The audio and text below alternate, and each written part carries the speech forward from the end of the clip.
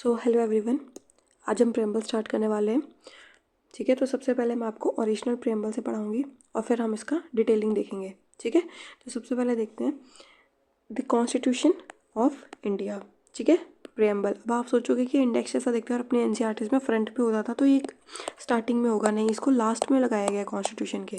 ठीक है, इसको फ्रंट में नहीं लगाया, हमारे एनसीईआरटीज़ में ये आगे स्टार्टिंग में दिया जाता है।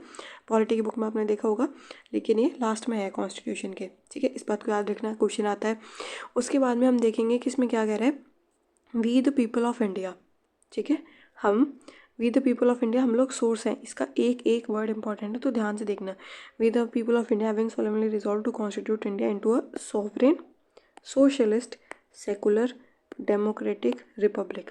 पांचों टर्म इंपॉर्टेंट है, पांचों के पांचों ध्यान रखना। सोवरेन, सोशलिस्ट, सेकुलर, डेमोक्रेटिक और रिपब्लिक। अरे बात समझ में। अब देखो, इसके अंदर सोशलिस्ट जो वर्ड है और जो सेकुलर वर्ड है, ये दोनों बाद में आए हैं। कहाँ से? 42nd अमेंडमेंट एक्ट से। ठीक है, 42nd अमेंडमेंट से सोशलिस्ट और सेकुलर आए हैं। इसको मैं अलग से हाईलाइट कर देती हूँ। आगे देखते हैं। देखो, सॉवरेन मतलब होता है हम आज़ाद हैं। सोशलिस्ट मतलब कि भाई हम लोग जो सोशलिस्ट जैसे लैंड रिफॉर्म्स लाए थे हम लोग, उसके बाद में जैसे फूड डिस्ट्रीब्यूशन सिस्टम चलता है, तो हम लोग ऐसा नहीं है कि पूरा कंप्लीटली प्राइवेट सेक्टर या फिर ऐसे है। हम लोग बैलेंस बना के चलते हैं। जो लोग डिप्राइव्ड है, जिनको थोड़ी ज़रूरत है, तो हम उनको भी हेल्प करें। सोशलिस्ट विच मीन्स ऐसा कि स्टेट इन्वॉल्वमेंट है डिस्ट्रीब्यूशन ऑफ रिसोर्सेज में। ठीक है, तो उस हिसाब से है सोशलिस्ट। सेकुलर मतलब कि सारे जो रिलीजन्स है वो हम इक्वली ट्रीट कर रहे हैं, किसी एक रिलीजन हमारा नेशनल रिलीजन नहीं है। ठीक है, इसलिए इसका मतलब होता है सेकुलर। तो सॉवरेन आज़ाद है, सोशलिस्ट हम लोग वेलफेयर के लिए भी वर्क कर रहे हैं, और सेकुलर मतलब कि हमारा एक पर्टिकुलर रिलीजन नेशनल रिलीजन नहीं है। डेमोक्रेटिक एंड रिपब्लिक, डेमोक्रेसी है और हम रिपब्लिक है। रिपब्लिक डेमोक्रेटिक रिपब्लिक है, यानी डेमोक्रेसी है हमारे यहाँ पे और हम रिपब्लिक है। रिपब्लिक विच मीन्स कि जैसे प्रेसिडेंट जो है, जो यहाँ का जो रूलर है, वो इलेक्टेड हेड है। एक सेकेंड। रिपब्लिक मतलब ये होता है कि जो रूलर है वो इलेक्टेड हेड है। ठीक है, ruler is a elected head, जैसे प्रेसिडेंट। पर जो ब्रिटेन है, वहाँ डेमोक्रेटिक रिपब्लिक नहीं है, वहाँ डेमोक्रेटिक मोनार्की है, क्योंकि वहाँ पे किंग है ना। डेमोक्रेसी तो है पर वहाँ पे किंग है, जो इलेक्टेड हेड नहीं है, हेरिडेटरी है। तो ये वाला ऐसे है, इसलिए हम रिपब्लिक वर्ड यूज़ कर रहे हैं। दूसरी चीज़, and to secure to all its citizens justice. कौन सी justice? Socio economic political justice. ठीक है, socio economic and political justice. ये वर्ड याद रखना कि किसके साथ कौन सा वर्ड है। वो ऐसे कह देंगे कि socio economic and political liberty, पर नहीं है ना, ये गलत है। ठीक है, वो ऐसे कहेंगे कि सोशो इकोनॉमिक और पॉलिटिकल लिबर्टी दी है, ऐसा बात किया हुआ है। फिर आप ऐसे सोचोगे कि ये वर्ड तो मेंशन था प्रियम्बल में। नहीं, कौन सा वर्ड किसके साथ मेंशन है ये भी मैटर करता है। ठीक है, हो सकता है कि इनका क्रोनोलॉजी भी पूछ लें, सोशलिस्ट, सेकुलर, डेमोक्रेटिक, रिपब्लिक का। तो थोड़ा सा ना याद रखना है इस चीज़ को। अब देखो, जस्टिस कौन सी? सोशल, इकोनॉमिक और पॉलिटिकल जस्टिस। ठीक है, सोशल जस्टिस, सबको इक्वल राइट्स, सबको इक्वल वो मिलना चाहिए, प्लेस मिलना चाहिए सोसाइटी में, कोई भी डिप्राइव्ड नहीं हो, किसी को लोअर कास्ट का नहीं माने, सब इक्वल है। इकोनॉमिकली किसी के पास ज़्यादा रिसोर्सेज नहीं हो, कंसंट्रेशन ऑफ वेल्थ नहीं हो। ठीक है, ये इकोनॉमिक जस्टिस। पोटेंशियल पॉलिटिकल क्या होता है? पॉलिटिकल जैसे राइट्स, पॉलिटिकल राइट्स मिलने चाहिए अगर किसी को। जस्टिस, सब जस्टिस मतलब न्याय, सोशली न्याय होना चाहिए, इकोनॉमिकली न्याय होना चाहिए। जैसे मैन और वुमेन है तो इनको इक्वल पे मिलना चाहिए, उनको इकोनॉमिकली न्याय मिलना चाहिए। सोशल, कोई भी डिप्राइव नहीं हो, किसी को भी सोशली अन्याय नहीं करना चाहिए किसी के साथ। जैसे फॉर एग्जांपल लोअर कास्ट के साथ जैसे करते आ रहे हैं ना हिस्टोरिकल टाइम से, तो वो नहीं होना चाहिए।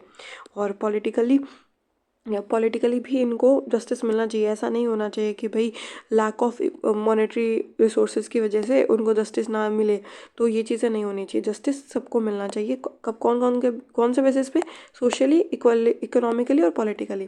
ठीक है, उसके बाद में liberty of thought, expression, belief, faith and worship. ठीक है, हम लोग आज़ाद हैं कि हम लोग कुछ भी सोचें, हम कुछ भी एक्सप्रेस करें, कुछ भी माने और किसी में भी हम फेथ रखें, किसी की भी पूजा करें, हम इस चीज़ में एकदम आज़ाद है, हमारे ऊपर कोई बाउंडेशन नहीं है कि हमें यही चीज़ें सोचनी है या हमें इन्हीं को वर्शिप करना है, ऐसा कुछ भी नहीं है। हम लोग आज़ाद हैं, हमें आज़ादी है कि हम कुछ भी सोचें, कुछ भी एक्सप्रेस करें, कोई भी बिलीफ रखें, किसी में भी फेथ रखें, कहीं पे भी वर्शिप करें, कुछ भी करें, ये हमारा चॉइस है। यार अब हम इक्वालिटी करते हैं। Equality of status and of opportunity to promote among them all. ठीक है, हमारे पास इक्वालिटी होनी चाहिए किसमें, स्टेटस में, एंड दैट ऑफ अपॉर्चुनिटी में भी। ठीक है, to promote among them all. अब देखो इक्वालिटी किस चीज़ की, स्टेटस और अपॉर्चुनिटी की। इक्वालिटी देखो मैं बताती हूँ। Status in the sense means king, और ऐसे करके टाइटल्स हटा दिया हमने। किसी का ऐसा स्पेशल स्टेटस नहीं है कि ये किंग है तो इनका स्टेटस अलग है, या फिर कोई सोल्जर है तो उसका अलग है, ऐसा नहीं होता है। ठीक है, आर्मी ऑफिसर्स है तो अलग से स्टेटस, मतलब इनका तो चलो रैंक मिल रही है इनको वो, पर ऐसा स्टेटस नहीं है कि स्पेशली किसी को अलग से स्टेटस दिया जा रहा है। सबके पास इक्वल स्टेटस होना चाहिए। ऐसा नहीं कि लो स्टेटस है या हाई स्टेटस, ऐसा कुछ नहीं है, सबके पास इक्वालिटी होनी चाहिए। ठीक है, दूसरी चीज़ अपॉर्चुनिटी होनी चाहिए सबके पास। जस्ट फॉर एग्जांपल मैं अपॉर्चुनिटी के एग्जांपल देती हूँ आपको, कि जैसे दो लड़कियां हैं, ठीक है, और दोनों जो है वो 18+ है, मतलब 18 ईयर्स की है दोनों ही। एक को उसके पेरेंट्स जो हैं वो बाहर भेज रहे हैं just to complete her college, और जो एक है उसके पेरेंट्स उसको शादी के लिए कह रहे हैं। ठीक है, तो इस बंदी को जो है, अब जो ये ए है ये बी है, तो इस बंदी को अपॉर्चुनिटी मिली ही नहीं है कि वो पढ़ाई करे या फिर वो एग्ज़ाम्स के लिए अप्लाई करे कि भाई वो कुछ कर पाए अपनी लाइफ में अपने करियर का। नहीं, उसको सिर्फ बोला शादी करनी है और उसने शादी कर ली। और इसके पास अपॉर्चुनिटी है कि भाई वो पढ़ रही है और वो आगे एग्ज़ाम दे पाएगी, तो ये अपॉर्चुनिटी इसके पास है और ये अपॉर्चुनिटी इसके पास नहीं है। यही सेम बात है कि सबके पास अपॉर्चुनिटी होनी चाहिए। अपॉर्चुनिटी किस सेंस में, जैसे कई कुछ लोगों के पास इतनी इकोनॉमिक रिसोर्सेज नहीं होते हैं, ठीक है, कि भाई वो लोग अपना फ़ीस वगैरह पेमेंट कर पाए, तो उस वजह से मतलब ये अपॉर्चुनिटी सबको देनी चाहिए। और ये अपॉर्चुनिटी हम कहाँ दे रहे हैं, आर्टिकल 16 में, कि सबको एम्प्लॉयमेंट में रिजर्वेशन भी दे रहे हैं हम लोग। ठीक है, ताकि सबको इक्वल अपॉर्चुनिटी मिले। तो ये चीज़ है equality of status and of opportunity. ये सारे वर्ड्स हम आगे देखेंगे, बट एक बार आप थोड़ा यहाँ देखो। फिर उसके बाद में fraternity, assuring the dignity of the individual and the unity and integrity of the nation. Fraternity क्या होता है, भाईचारा, और भाईचारा ऐसे कि किसी एक इंडिविजुअल की डिग्निटी ना जाए। ठीक है, दूसरी चीज़ यूनिटी और इंटीग्रिटी भी ना जाए नेशन की। दोनों चीज़ों को ध्यान में रखना है कि किसी एक इंडिविजुअल की डिग्निटी भी हार्म नहीं हो, और दूसरी चीज़ यूनिटी और इंटीग्रिटी भी ना जाए नेशन की। अब कह रहे हो भाईचारा, फ्रेटर्निटी आपको प्रमोट करनी है। अब पाकिस्तान वालों के पास जा रहे हो, या फिर आप कोई आतंकवादी आ रहा है उसको अपने घर में रख रहे हो, और आप कह रहे हो कि भाई मेरा भाईचारा है इसके साथ। ठीक है, तो आप ये नहीं कर सकते हो ना, अपना भाईचारा नहीं निभा सकते हो, क्योंकि इंडिया की यूनिटी और इंटीग्रिटी पे बात आ रही है। ठीक है, तो ऐसा नहीं होता है। भाईचारा ऐसा निभाओ जिससे तुम्हारी डिग्निटी भी ना जाए, तुम अपनी डिग्निटी ना खो दो, और ना यूनिटी और इंटीग्रिटी जाए इंडिया की। ठीक है, अब ये वाला जो वर्ड है इंटीग्रिटी, ये वाला आया है 42nd कॉन्स्टिट्यूशनल अमेंडमेंट एक्ट से। ठीक है, एक वर्ड इंटीग्रिटी आया, यूनिटी ऑलरेडी था, याद रखना ये बात कि यूनिटी ऑलरेडी प्रेजेंट था। क्वेश्चन में अगर दोनों दे दे यूनिटी और इंटीग्रिटी, तो सिर्फ यूनिटी फिर गलत हो जाएगा कि दोनों अमेंडमेंट्स आए, नहीं, यूनिटी पहले ही था और ये इंटीग्रिटी बाद में आया है। अरे बात समझ में। उसके बाद में, in our constituent assembly this 26th day of November 1949। यार देखो कितना अच्छा लिखा है इन्होंने, डायरेक्ट भी लिख सकते थे, दिस डे ऑफ 26 नवंबर 1949, यही लिखा है। ठीक है, this day 26th day of November 1949 do hereby adopt, enact and give to ourselves this constitution। कौन दे रहे हैं, हम दे रहे हैं। हम कौन, we the people of India. ठीक है, हम लोग खुद को ये कॉन्स्टिट्यूशन दे रहे हैं। कब दे रहे हैं, 26 नवंबर 1949 को। ठीक है, अडॉप्ट कर रहे हैं, एनेक्ट कर रहे हैं, और हमको क्या दे रहे हैं, खुद को, आवर सेल्स दिस कॉन्स्टिट्यूशन। अरे बात समझ में। उसके बाद में देखो यहाँ मेंशन है, subject by the constitution 42nd amendment act 1976, sovereign democratic Republic, उस वाले सेक्शन में ऐड किया इन्होंने। और यही 42nd अमेंडमेंट एक्ट से यूनिटी ऑफ द नेशन वाले सब सेक्टर उसमें सब्जेक्ट में ऐड किया है। उन्होंने वर्ड्स नहीं मेंशन है, उन्होंने बोला कि यहाँ पे एक चीज़ तो यहाँ ऐड हुई है सोवरेन वाले में, ये इतना ही था, sovereign socialist democratic Republic, sovereign democratic Republic ऐसे था।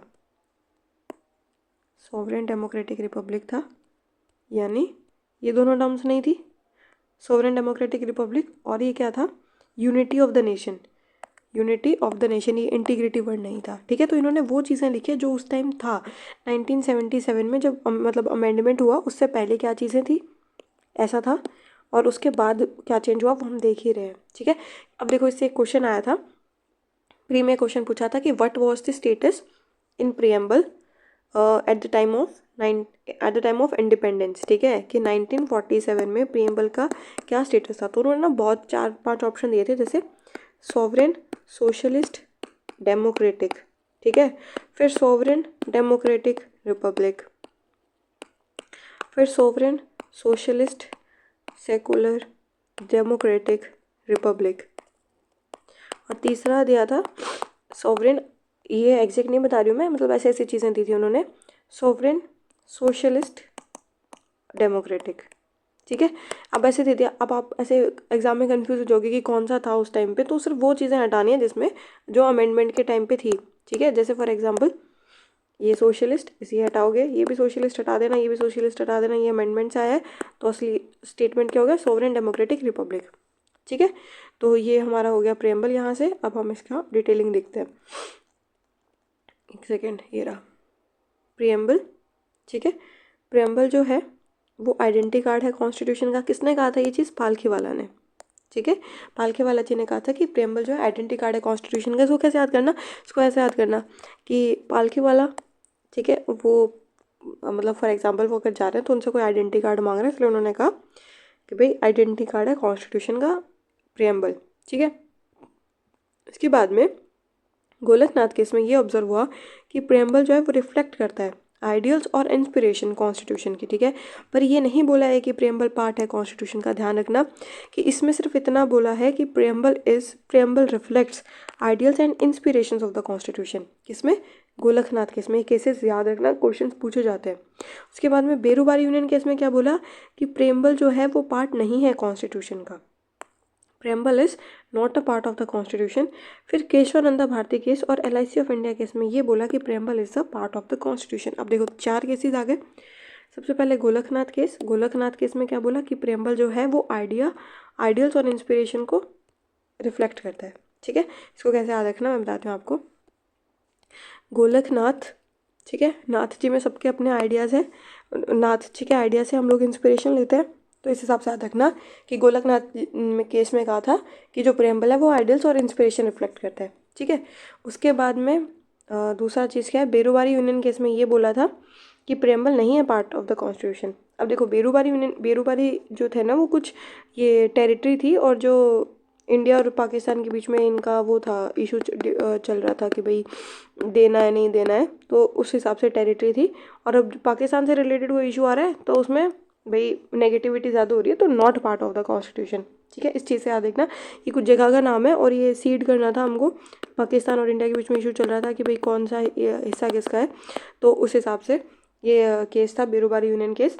तो इस चीज़ से याद रखना कि ये पाकिस्तान से रिलेटेड है बेरूबारी यूनियन केस, और ये इसमें बोला था कि preamble not part of the constitution, तो थोड़ा नेगेटिव सेंस में हो गया। उसके बाद में केशवानंद भारती केस बहुत बहुत बड़ा, मतलब इसमें सबसे लार्जेस्ट बेंच बैठी थी, 13 जजेस की बेंच बैठी थी, और बहुत इंपॉर्टेंट केस है, ठीक है।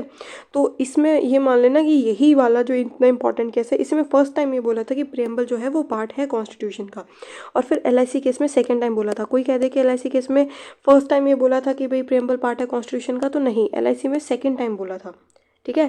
पहले केशवानंदा भारती केस में और सेकेंड में LIC ऑफ इंडिया केस। उसके बाद में preamble mention the date of adoption 26 November 1949, यही मेंशन है डेट, ठीक है।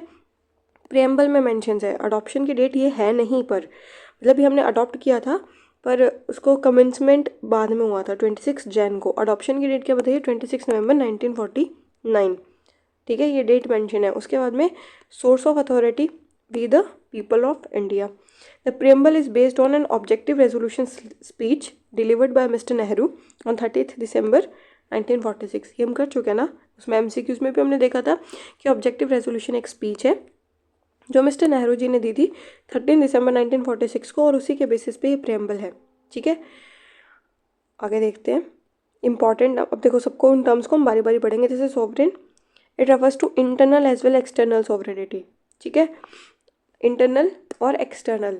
ठीक है, हमारे पास इंटरनली प्रेशर नहीं होना चाहिए कि हमें सर्टेन चीज़ें माननी है, ना प्रेशर होना चाहिए एक्सटर्नली। एक्सटर्नली तो आपको समझ में आ गया कि किसी कोई और नेशन जैसे यूएसए हमें फोर्स करे, सैंक्शन लगा दे कि आप इस कंट्री से, जैसे यूएसए ने सैंक्शन लगाया है फिर कहीं और से कि भाई रशिया से कोई ऑयल परचेज नहीं करेगा। ठीक है, पर हम लोग कर रहे हैं फॉर आर नेशन। ठीक है, क्योंकि हमको चीप मिल रहा है और हमारा फ़ायदा हो रहा है, तो हम लोग ये चीज़ें कर रहे हैं, तो हम एक्सटर्नली सोवरेन है, ये प्रूव करता है। अरे बात समझ में। अब इंटरनल सोवरेन कि हम हमारे अंदर, हमारे देश के अंदर हम कोई भी डिसीज़न ले सकते हैं हमारे हमारे लिए, हमारी यूनिटी और इंटीग्रिटी के लिए। जैसे हम लोग जो है कोई भी लॉ लाएं, हम लोग कोई भी मतलब वो करें, अमेंडमेंट करें, बेसिक स्ट्रक्चर को छोड़ के हमारे चेक्स एंड बैलेंस चलता है कि आर्बिट्री नहीं ले सकते हैं, पर जो भी कर रहे हैं वो हम अपने हिसाब से कर सकते हैं। हमारे पास इंटरनली कोई प्रेशर नहीं है। ठीक है, कि हम लोग ये चीज़ें नहीं कर सकते हैं या हमें यही चीज़ें करनी है। तो हमारे पास ना इंटरनल प्रेशर होना चाहिए ना एक्सटर्नल प्रेशर होना चाहिए, हमारे पास दोनों में सोवरेनिटी होनी चाहिए। ठीक है, उसके बाद में जो मेंबरशिप है यूएनओ की, यूनाइटेड नेशन ऑर्गेनाइजेशन या कॉमनवेल्थ की, वो हमारी फ्री विल की वजह से है। हम लोग फ्री हैं, हम अगर चाहें तो उसको कभी भी डिसोसिएट कर सकते हैं एनी टाइम। ठीक है, पर हम लोग नहीं कर रहे हैं। ये जो उनकी जो मेंबरशिप है वो हमारी फ्री विल की वजह से, और उनकी मेंबरशिप हमारी सॉवरेनिटी पे कोई इम्पैक्ट नहीं डाल रही है। याद रखना कि यूएनओ और कॉमनवेल्थ की जो मेंबरशिप है वो हमारे ऊपर कोई भी प्रेशर नहीं डाल रही है। हम अभी भी सॉवरेन है और हमारी सॉवरेनिटी के ऊपर कोई भी इम्पैक्ट नहीं है उनका। ठीक है, उसके बाद में sovereignty also implies ceding territory और giving up territory and acquiring territory. ये कह रहा है कि हम आज़ाद हैं, आज़ाद है तो हम हमारी जगह दे सकते हैं किसी को, हमारी जगह हम किसी की टेरिटरी ले सकते हैं, हम हमारी टेरिटरी दे सकते हैं, या हम एक्वायर भी कर सकते हैं। ठीक है, जैसे हमारी टेरिटरी का कोई पार्ट है, हम लोगों ने वो दे दिया, गिव अप कर दिया, या फिर हमने एक्वायर कर लिया किसी और टेरिटरी का पार्ट। ठीक है, तो हम ये चीज़ें कर सकते हैं। हमारी जगह है, हम जो मर्ज़ी करें, हम जो मर्ज़ी करें। ठीक है, सॉवरेनिटी का मतलब ये। अब आगे देखो सोशलिस्ट। ठीक है, the term socialist was added in the preamble. पता है आपको, एक ही बार अमेंड हुआ है प्रीएम्बल का 42nd अमेंडमेंट एक्ट से, और तभी ये तीनों टर्म ऐड हुई थी। तो सोशलिज्म का जो आइडिया है इंडिया में, ठीक है, वो डेमोक्रेटिक सोशलिज्म है, फेबियन सोशलिज्म है, end of mixed economy. Mixed economy है हमारे पास, कैपिटल और सोशल दोनों है। उसके बाद में डेमोक्रेटिक सोशलिज्म है, फेबियन सोशलिज्म है। ठीक है, और मिक्स्ड इकोनॉमी है। मिक्स्ड इकोनॉमी कैपिटल और दोनों है, कैपिटलिज्म भी है, सोशलिज्म भी है। ठीक है, हमारे पास प्राइवेट सेक्टर भी है और पब्लिक सेक्टर भी है, just for the sake of understanding. ठीक है, और उसके बाद में हम लोग बिलीव नहीं करते हैं रेवोल्यूशनरी चेंज पे, बट इवोल्यूशनरी चेंज। ठीक है, रेवोल्यूशनरी चेंज हम लोग नहीं चाहते हैं, हम लोग नहीं चाहते कि रेवोल्यूशन से चेंज आए, बट इवोल्यूशनरी टाइम धीरे धीरे चेंज हो जाएगा, इवोल्यूशनरी चेंज। ठीक है, उसके बाद में जो अवधि सेशन है इंटरनेशनल कांग्रेस का 1955 में, उसने अडॉप्ट किया था ये कि socialist pattern of the society. ये सोशलिस्ट पैटर्न कब अडॉप्ट हुआ था? इंडियन नेशनल कांग्रेस के अवधि सेशन में 1955 में। अमेंडमेंट कब हुआ था? इंदिरा गांधी जी के टाइम पे 1977 के आसपास। ठीक है, पर उससे 20 साल पहले ही इंडियन नेशनल कांग्रेस ने अडॉप्ट कर लिया था अवधि सेशन में, पर प्रियम्बल में ऐड नहीं किया था। ये चीज़ याद रखना। सोशलिस्ट पैटर्न कब ऐड हुआ था? अवधि सेशन में इंडियन नेशनल कांग्रेस के 1955 में। ठीक है, उसके बाद में supreme court in DC Nakara case observed that main aim of the socialism in India is to provide security from cradle to grave and a decent standard of living। ठीक है, देखो DC नकारा केस, ये आप coat कर सकते हो कहाँ पे?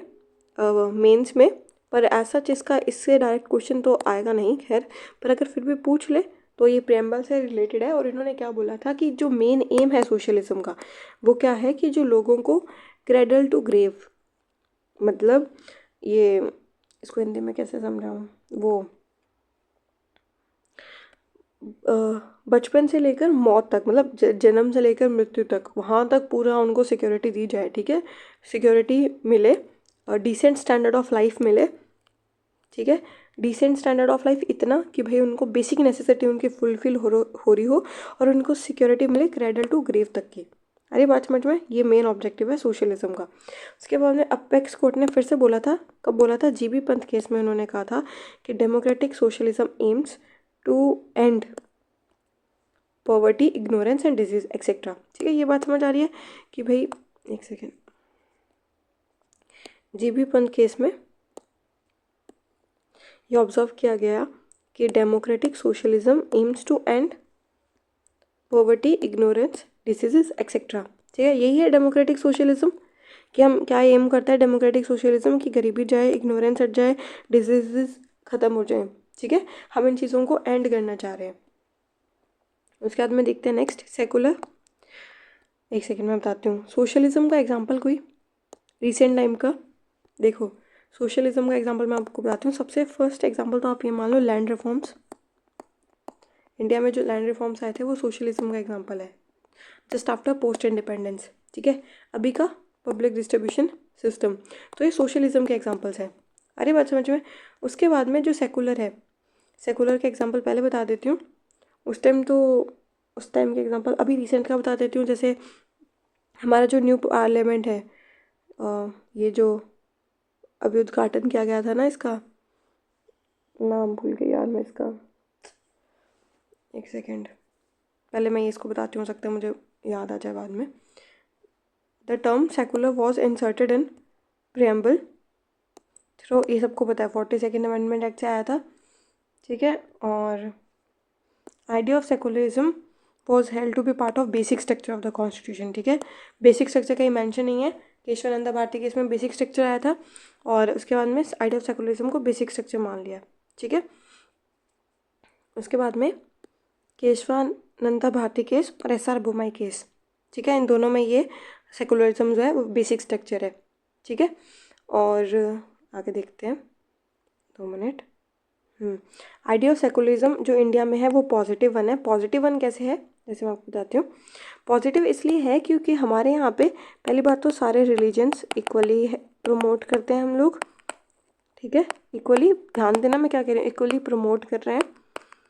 दूसरी चीज़ ये कि हम ओपनली एक्सप्रेस कर पा रहे हैं अपने बिलीफ, फेथ, और हमारे ऊपर कोई रिस्ट्रिक्शंस नहीं है रिलीजन को एक्सप्रेस करने का।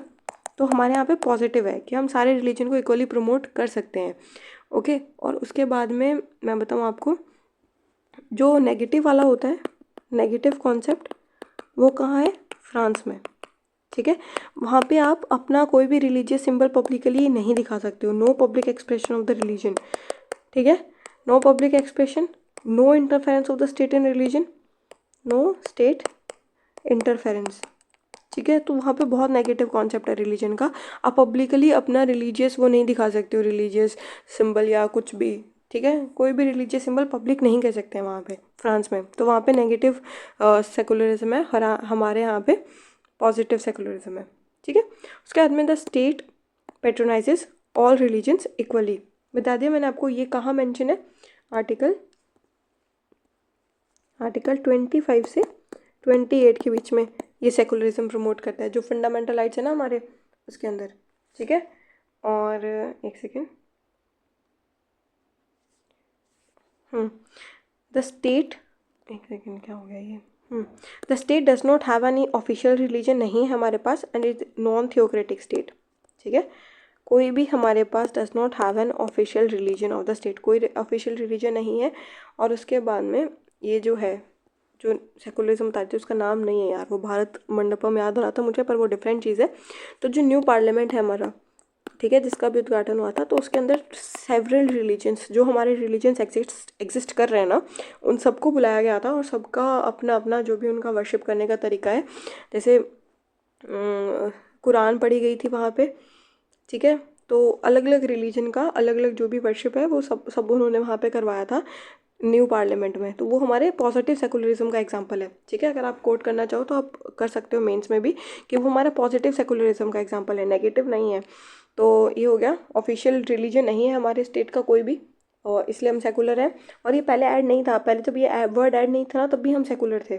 ठीक है, जब हमारे पास ये वर्ड ऐड नहीं किया था ना, अगर ये नहीं भी ऐड करते तो भी हम सेकुलर थे। ये वर्ड ऐसे थे कि इनको मेंशन करने की ज़रूरत नहीं थी, हम सोशलिस्ट भी थे, हम सेकुलर भी थे। ठीक है, उसके बाद में नॉन थियोक्रेटिक स्टेट जो होता है, देखो क्या होता था कि पुराने टाइम्स में जो चर्च है ना वो रूल करता था, यूरोप साइड में, ठीक है।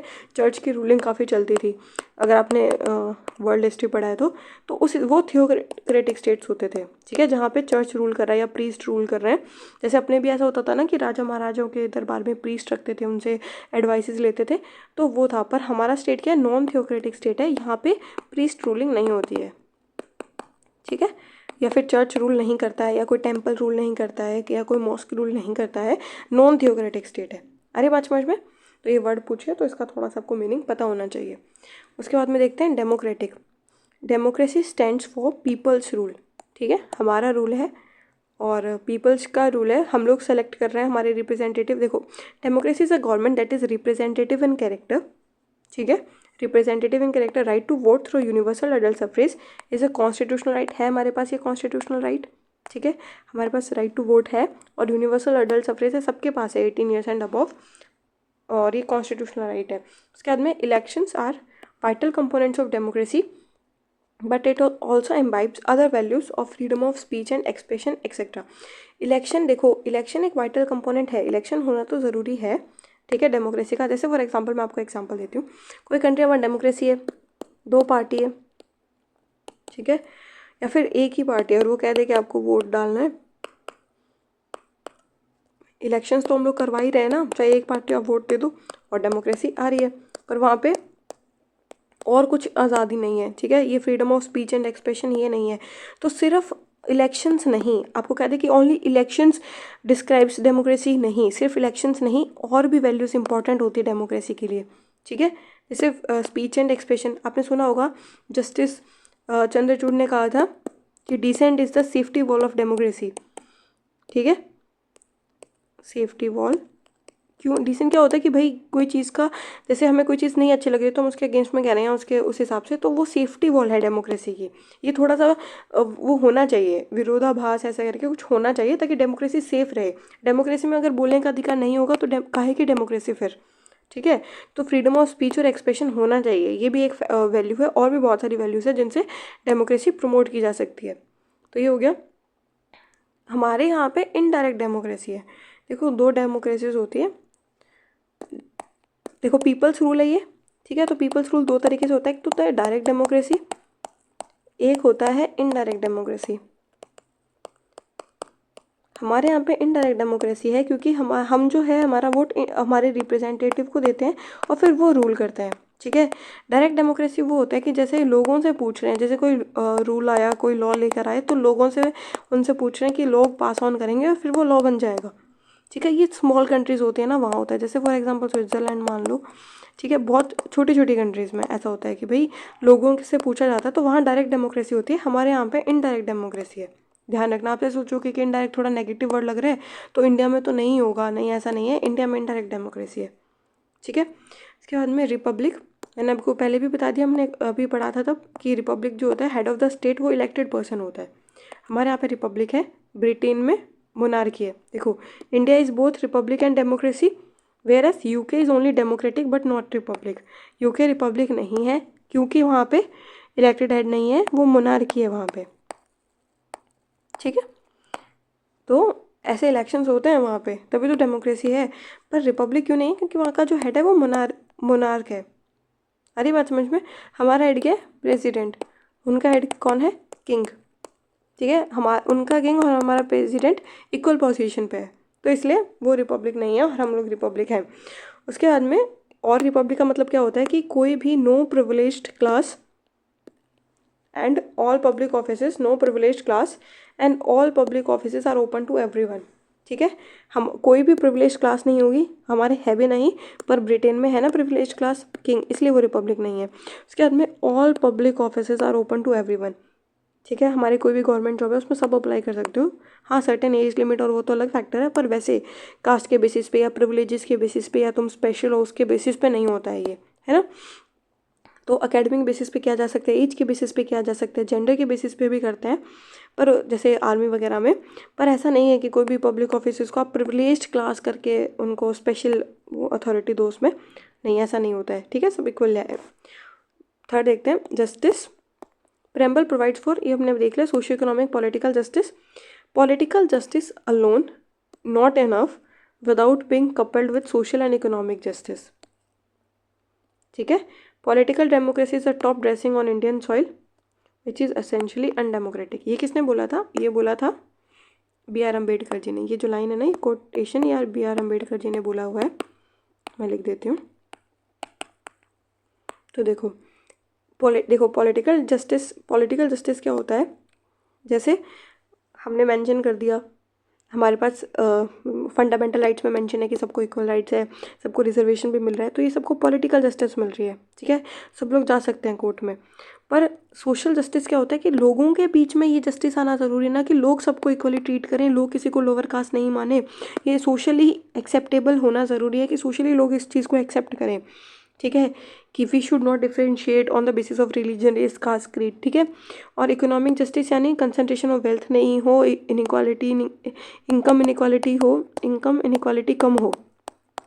ठीक है, लेस इनकम इनइक्वालिटी। हम यहाँ क्यों ऐसा क्यों नहीं लिख रहे हैं? और नो कंसंट्रेशन ऑफ वेल्थ। ठीक है, हम यहाँ पे ऐसा क्यों लिख रहे हैं? इनकम इनइक्वालिटी हो ही ना, हम ये लिख सकते हैं ना, पर ऐसा नहीं होता है। इनकम इनइक्वालिटी होगी, थोड़ी बहुत होगी, क्योंकि सबका काम करना डिफरेंट होता है, सब सेम काम नहीं करते हैं जो उनकी इनकम सेम हो। ठीक है, तो इनकम इनइक्वालिटी होती है पर कम होनी चाहिए। ठीक है, और कंसंट्रेशन वेल्थ नहीं होना चाहिए। तो इकोनॉमिक जस्टिस होना ज़रूरी है। पर सिर्फ पॉलिटिकल जस्टिस दे दोगे आप लोग कि भाई सिर्फ लिख दिया हमने कि आपको ये चीज़ें मिल रही है और सोशली ये चीज़ एक्सेप्टेबल ही नहीं है, या इकोनॉमिकली आपको जस्टिस नहीं मिल रही है, तो फिर इसका क्या फ़ायदा? ठीक है, और ये ऐसे कह रहे हैं कि पॉलिटिकल डेमोक्रेसी यानी सिर्फ पॉलिटिकली हमने लिख दिया कि लोअर कास्ट यहाँ पे इनको सबको रिजर्वेशन मिलेगा, ये वो करके, ये सिर्फ टॉप ड्रेसिंग है, ऊपर ऊपर का है। ठीक है, इंडियन सॉइल में, पर ये एसेंशियली अनडेमोक्रेटिक है। अंदर जाके देखोगे तो अभी भी ये सोशल टैबूस चलते हैं। अरे बात समझ में? तो ये उनके स्टेटमेंट का मतलब है B.R. अम्बेडकर जी के। ठीक है, नेक्स्ट देखते हैं, लिबर्टी, आज़ादी। देखो दो चीज़ें होती है, लिबर्टी और इक्वालिटी। ठीक है, इक्वालिटी ये रहा। ठीक है, इक्वालिटी का मतलब ये होता है कि इक्वल अपॉर्चुनिटीज़। लिबर्टी मतलब अननेसेसरी रिस्ट्रेंट नहीं होना चाहिए किसी पे, रिस्ट्रेंट नहीं होना चाहिए। और इक्वालिटी मतलब इक्वल अपॉर्चुनिटी सबको। अगर 3 भाई बहन है तो तीनों को पढ़ने का अधिकार होना चाहिए, तो वो हो गया इक्वालिटी। और जो लिबर्टी वो होता है कि अननेसेसरी रिस्ट्रेंट नहीं होना चाहिए, कि भाई आपको ये चीज़ करनी है और उस पर आपको रिस्ट्रिक्शंस मिल रहे हो, या उस हिसाब से आपको आगे समझाऊंगी 2 मिनट। ये देखो, preamble provides for liberty of thought expression, believe, faith, worship. हम लोगों ने देख लिया ये। इसके बाद में it is responsible use of freedom under the rule.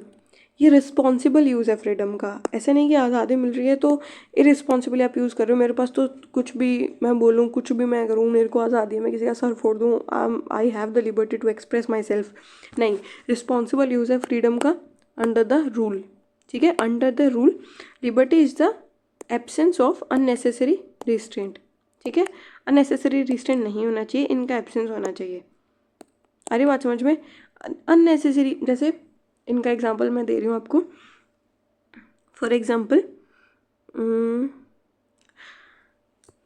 अगर मुझे टेंपल में जाना है, ठीक है, और मुझे ऐसा कह रहे हैं कि आपको एंट्री नहीं मिल सकती है टेंपल के अंदर क्योंकि आप सर्टेन कास्ट के हो, मेरे को मना कर दिया, तो वो मेरी वर्शिप पे, मेरी लिबर्टी पे इन्होंने एक वो लगा दिया, ये रिस्ट्रिक्शन लगा दिया, रिस्ट्रेंट है ये मेरी लिबर्टी पे, ये नहीं होना चाहिए। अरे बात समझ में? तो एक एग्जांपल दे रही हूँ, अननेसेसरी। जो नेसेसरी रिस्ट्रेंट वो तो लगाया जा सकता है, जैसे कोविड में इन्होंने बोला था कि भाई आप गैदर नहीं कर सकते हो, गैदरिंग पे बैन कर दिया था। अब आप उस टाइम बोलो ये कि मेरी तो लिबर्टी है कि मैं एक्सप्रेस करूँ, मैं तो जाऊँगी मंदिर, या फिर हम लोग तो वो करेंगे, भंडारा करवाएंगे, तो वो चीज़ें होती है ना, तो उस टाइम लिबर्टी आप ऐसा नहीं कह सकते कि हमारे रिस्ट्रेंट लगा दिया हमारी लिबर्टी। वो नेसेसरी है भाई, वो नेसेसिटी है देश के लिए, हेल्थ के लिए, तो उसमें रिस्ट्रेंट्स लगाया जा सकता है। यहाँ पे ध्यान से देखना ये वर्ड क्या है, अननेसेसरी। जो नेसेसरी नहीं हो वैसा रिस्ट्रेंट नहीं लगाना है। ठीक है, उसके बाद में क्या है, नेगेटिव लिबर्टी, पॉजिटिव लिबर्टी।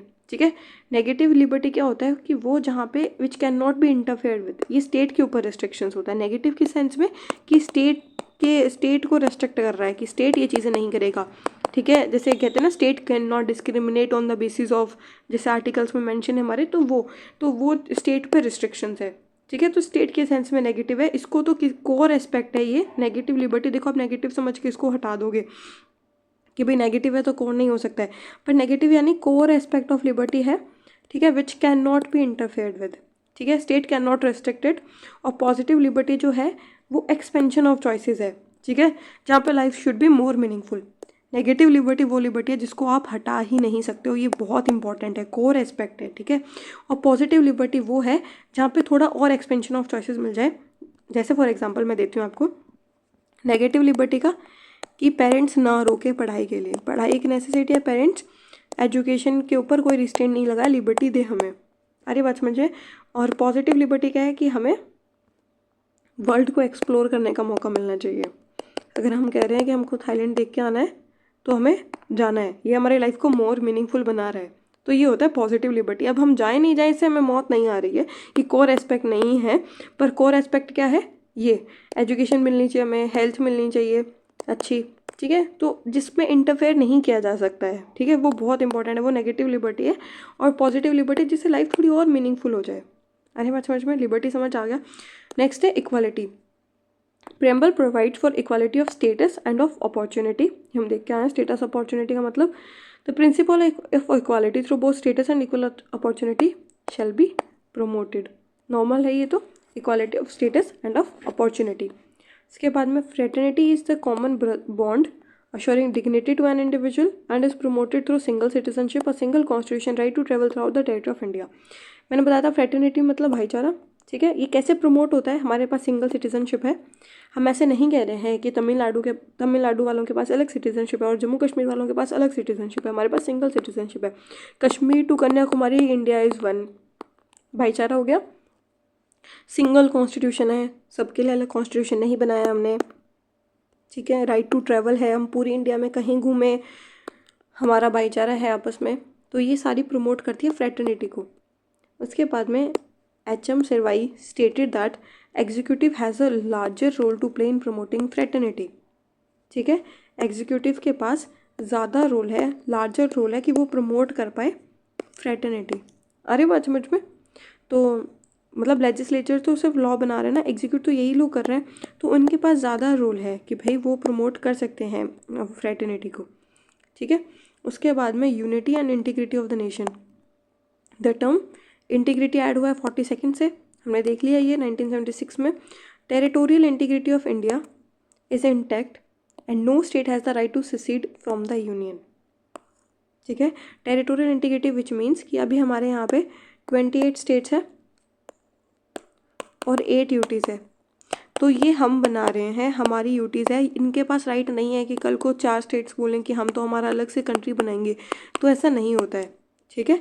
ये इंटैक्ट है कि कोई भी स्टेट यहाँ से राइट टू secede नहीं है, किसी के पास कोई भी स्टेट नहीं जा सकता ऐसे, इंडिया इज़ वन। तो ये हमारी टेरिटोरियल इंटीग्रिटी है कि हम साथ मिलके रह रहे हैं, they don't have right to secede from the India, ठीक है। तो अब आगे देखते हैं, ये तो हो गया, प्रेम्बल कंप्लीट हो गया, अभी सिर्फ थोड़ा सा बेसिक सा है, इसको देख लेते हैं।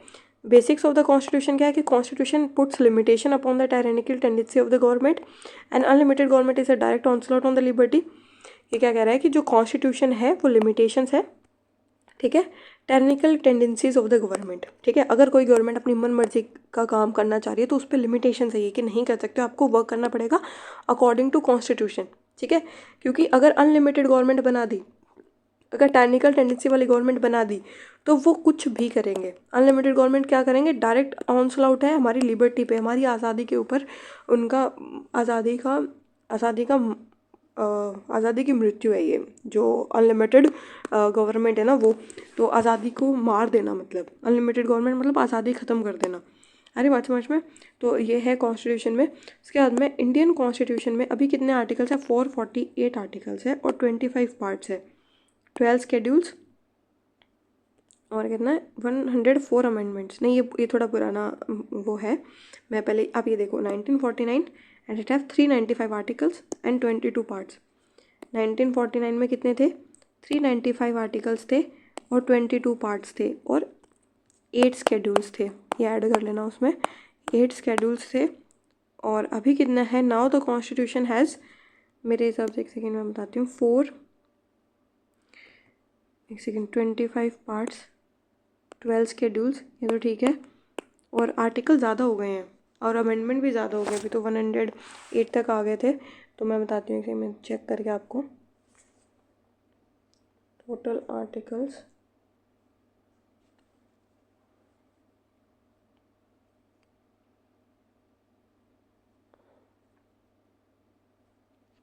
एक सेकेंड, इसमें तो इतना ही दिखा रहा है 2024,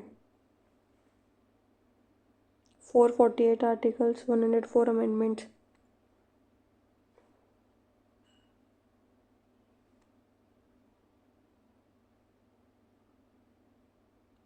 देखो 106 अमेंडमेंट हो गए हैं, ठीक है, 106 अमेंडमेंट हो गए हैं, 104 नहीं। और उसके बाद में 448 आर्टिकल्स बता रहा है ये, ठीक है। इसको मैं चेक करूँगी और आपको नेक्स्ट वाले में बता दूँगी, पर अभी इसमें ऑनलाइन भी ये बता रहा है कि भाई 448 आर्टिकल्स है, ठीक है। इसको थोड़ा होल्ड पे रखेंगे, एक सेकंड मैं इसको मार्क कर देती हूँ सेपरेटली चेक करने के लिए। पर ठीक है, ये वाला ठीक है, 25 पार्ट्स है, 22 थे अब 25 पार्ट्स है, 8 स्केड्यूल है, अब 12 स्केड्यूल्स है, ठीक है। उसके बाद में ये वाला मैंने कल पढ़ाई दिया था, कॉन्स्टिट्यूशनलिज्म और कॉन्स्टिट्यूशनल मोरालिटी। कॉन्स्टिट्यूशनलिज्म क्या होता है? Philosophy characterise by government authority being constrained by a constitution and supported by the people, कि गवर्नमेंट की जो अथॉरिटी है उस पर थोड़ा, उसको थोड़ा कम कर देना बाय द कॉन्स्टिट्यूशन, और इसको सपोर्ट कौन करते हैं? People. Constitutional morality, morality which means adherence to being faithful to the bottom line principles of the constitutional values, मतलब कॉन्स्टिट्यूशन की जो वैल्यूज़ है, कॉन्स्टिट्यूशन की जो प्रिंसिपल्स है, उनके साथ अधेरेंस रखना, उनके साथ फेथफुल होना, वो होता है कॉन्स्टिट्यूशनल मोरालिटी। सिर्फ उसको लेटर्स में नहीं, स्पिरिट में भी मानना, ठीक है। और कॉन्स्टिट्यूशनलिज्म हमने देख लिया, कॉन्स्टेंट है किसके ऊपर? गवर्नमेंट के ऊपर, सपोर्टेड बाय पीपल, ठीक है। तो ये हमारा प्रेम्बल हो गया खत्म। ये कुछ पॉइंट्स हैं जो पिछले जो PYQs है उनसे निकाले हुए हैं, ठीक है। तो ध्यान से देखना एक बार इनको। सबसे पहले तो जो अमेरिकन कॉन्स्टिट्यूशन है, ये first to begin with preamble, सबसे पहले प्रेम्बल कौन सी कंट्री लेकर आई थी? अमेरिका, ठीक है। याद रखना कि अमेरिकन कॉन्स्टिट्यूशन में फर्स्ट टाइम प्रेम्बल ऐड किया गया था, ठीक है। दूसरी चीज़, ये कुछ सेंटेंस है जो PYQ से लिए हुए हैं, देखो। It reflects, preamble reflects the mind of the makers of the constitution. 2017 में सेंटेंस आया था कि जो प्रेम्बल है वो रिफ्लेक्ट करता है माइंड ऑफ द मेकर्स, ठीक है, जिन्होंने कॉन्स्टिट्यूशन बनाया उनके माइंड को रिफ्लेक्ट करता है, ठीक है। तीसरी चीज़, it reflect the principles of universal declaration on human rights 1948 along with fundamental rights, DPSP and fundamental duties, ठीक है। ये सारी चीज़ें पॉजिटिव है। फंडामेंटल राइट्स को तुमने देख ही लिया, रिफ्लेक्ट करता है, एग्जांपल देखे ऊपर हमने, फंडामेंटल ड्यूटीज़ को, universal declaration on human rights को और DPSP, चारों के प्रिंसिपल्स को रिफ्लेक्ट करता है। अरे बात समझ में? तो ये बात ध्यान रखना, ये भी रिपीटेड है। उसके बाद में KM मुंशी जी ने ये कहा था कि हॉरोस्कोप है प्रियम्बल को, ठीक है, कौन हॉरोस्कोप है कॉन्स्टिट्यूशन का, KM मुंशी जी ने कहा था। पालखीवाला जी ने क्या कहा था? कि ये आइडेंटिटी कार्ड है। और KM मुंशी जी ने क्या कहा था? कि हॉरोस्कोप है, ठीक है, जैसे भविष्य देखते हैं ना उस हिसाब से कि हॉरोस्कोप है। तो आगे क्या है? जॉन लॉक ने ये कहा था कि जो डेमोक्रेटिक सिस्टम है, डेमोक्रेटिक सिस्टम मतलब इलेक्शंस वाला, वो है कि गवर्नमेंट बाय कंसेंट, ये आएगा यहाँ पे, गवर्नमेंट ऑफ कंसेंट। जो डेमोक्रेटिक गवर्नमेंट आती है ना, उसको कहते हैं गवर्नमेंट ऑफ कंसेंट। हम लोगों का कंसेंट लेते हैं, कंसेंट यानी हमारा वो जो वोट है वो कंसेंट का काम करता है। तो government by consent, democratic system क्या होता है कि गवर्नमेंट बाय कंसेंट। ये किसने कहा था? जॉन लॉक ने। ये CDS में आया है।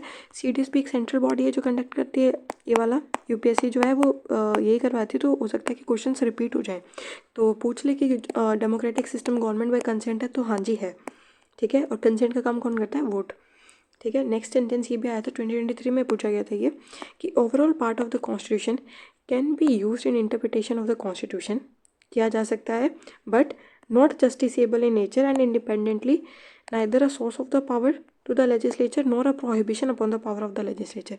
ऐसे कह रहा है कि जो प्रियम्बल है वो पार्ट है कॉन्स्टिट्यूशन का, ठीक है।